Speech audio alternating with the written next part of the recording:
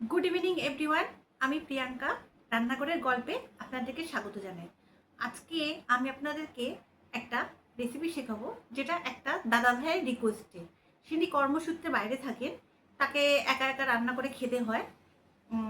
তিনি আমাকে বলেছিলেন একটা ডিমের একটু টেস্টি কিছু রেসিপি তাকে দেখানোর জন্য।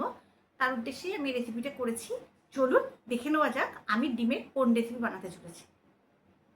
ইনগ্রিডিয়েন্টসগুলো দেখায়। ডিম দিয়ে যে রান্না করব, তাই ডিমটাকে সেদ্ধ করে রাখা আছে, আর লাগছে পেঁয়াজ যেটাকে কুচি করব, টমেটো সেটাকেও কুচি করব, আর মেন ইনগ্রিডিয়েন্টস সেটা হচ্ছে পোস্ত। আমি আজকে বানাতে চলেছি ডিম পোস্ত। কাঁচা লঙ্কা আর রসুন আছে, যেটাকে দিয়ে এটা বেটে নেব। এবার আমি ডিমটাকে নুন হলুদ মাখিয়ে রেখেছি, আর কড়াইতে সর্ষের তেল দিয়েছি। আমি বলবো পোস্তটা সর্ষের তেল দিয়ে রান্না করুন, তাতে টেস্টটা ভালো হয়। এবার আমি ডিমগুলোকে ছেড়ে দিচ্ছি কড়ার মধ্যে। ছেড়ে দিয়ে আমি এটাকে একটু হালকা লাল লাল ভাজবো, খুব কড়া কড়া ডিপ ফ্রাই করবো না, কারণ আমার মনে হয় একটু হালকা ডিমটা ভাজলে তার সাথে গ্রেভির অ্যাডজাস্টমেন্টটা খুব ভালো হয়।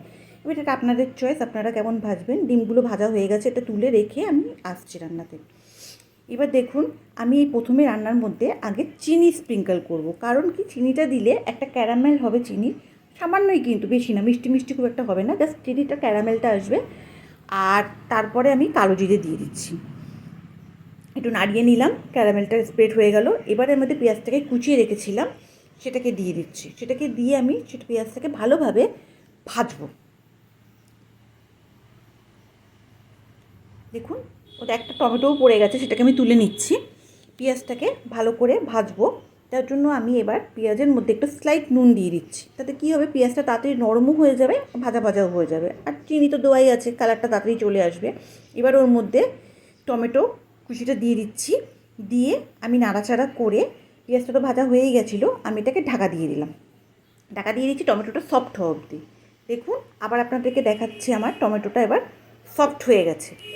ঠিক আছে, দেখেছেন কত সুন্দর টমেটোটা ভালোভাবে সফট হয়ে গেছে, পুরো গলে গেছে। এবার আমি ওতে কিছু মশলা অ্যাড করব। এটা একটু ভালো করে আগে একটু নাড়িয়ে নিচ্ছি আমি টমেটোটাকে। এবার আমি এর মধ্যে প্রথমে অ্যাড করব হলুদ, তারপরে এতে আমি দিচ্ছি একটু লঙ্কার গুঁড়ো। ব্যাস, এইবার এই দুটোকে ভালো করে পেঁয়াজ আর টমেটোর সাথে প্রথমে মিশিয়ে নেব। তার মধ্যে একটুখানি স্লাইড আমি নুন দিলাম, কারণ আমার আগে নুনটাগুলো দেওয়া আছে, তাই এটা অ্যাডজাস্ট করে নুনটা দিতে হবে। যখন ওই পোস্তটাও বেটেছিলাম রসুন আর কাঁচা লঙ্কা দিয়ে, ওর মধ্যেও কিন্তু আমি নুনটা দিয়ে রেখেছিলাম। এই মশলাটা একটু হালকা আমি নাড়িয়ে মিশিয়ে নিলাম। এবার এর মধ্যে যে পোস্ত কাঁচা লঙ্কা আর রসুনটা বেটে রেখেছি নুন সহ, সেটাকে আমি দিয়ে দিচ্ছি। দিয়ে এটাকে মশলাটাকে ভালোভাবে কষতে হবে। পোস্ত যা কস্টলি, সেটা একটু নষ্ট করা যাবে না। পোস্ত বাটার জলটাও এর মধ্যে দিয়ে মশলাটাকে আমি খুব ভালোভাবে আগে একটু কষাবো। দেখুন, এইভাবে ভালো করে মশলাটাকে কষানো হবে। মশলাটা থেকে যখন তেলটা ছেড়ে দেবে, পোস্তর একটা কাঁচা গন্ধ চলে যাবে, আমি তার মধ্যে আপনাদেরকে এতে একটু কালার আসার জন্য কাশ্মীরি লঙ্কার গুঁড়ো অ্যাড করে দিলাম। কাশ্মীরি লঙ্কার গুঁড়ো দেওয়াতে দেখুন একটা কি সুন্দর কালার এসছে, মিষ্টি। ব্যাস, দেখুন মশলাটা আমার হাফ ডান কষা হয়ে গেছে। এবার আমি ওতে ভাজা ডিমগুলো দিয়ে দেবো। ডিমের সাথে মশলাটাকে আরেকবার কষাবো ভালোভাবে, ডিমের মধ্যে মশলাটা খুব ভালোভাবে ঢুকে যায়। এটা আপনারা ছেলে এরকম ড্রাই কষা কষাও খেতে পারেন। আমি একটু দুপুরের জন্য করছি বলে আমি একটু হালকা মিডিয়াম গ্রেভি রাখবো, খুব গ্রেভি না, দেখতেই পারবেন আপনারা রান্নাটা। এই জলটা দিয়ে আমি একটু ঢাকা দিয়ে দিচ্ছি এটাকে। ব্যাস, কিছুক্ষণ ঢাকা দেওয়া থাক, ডিমটা মজে যাক, গ্রেভিটা আমার একটু শুকিয়ে যাক, তারপরে আমি আপনাদেরকে আবার দেখাচ্ছি। দেখুন, ঢাকনাটা তুললাম, এত ভালো একটা স্মেল বেরোচ্ছে, যেটা আপনারা অবশ্যই পাচ্ছেন না। অবশ্যই বলবো, এটা একদিন ট্রাই করবেন, আপনাদের অবশ্যই খুব ভালো লাগবে। এখানে আমি কাঁচা লঙ্কা চিড়ে দিলাম, ছোটো ছোটো করে কাঁচা লঙ্কা চিড়ে আমি এরপর থেকে দিয়ে দিচ্ছি। ব্যাস, তৈরি হয়ে গেল আমার ডিম পোস্ত। আপনারা আশা করব অনেক রকম ডিম বানিয়েছেন, একবার এইভাবে ডিম পোস্তটা বানিয়ে খেয়ে দেখবেন।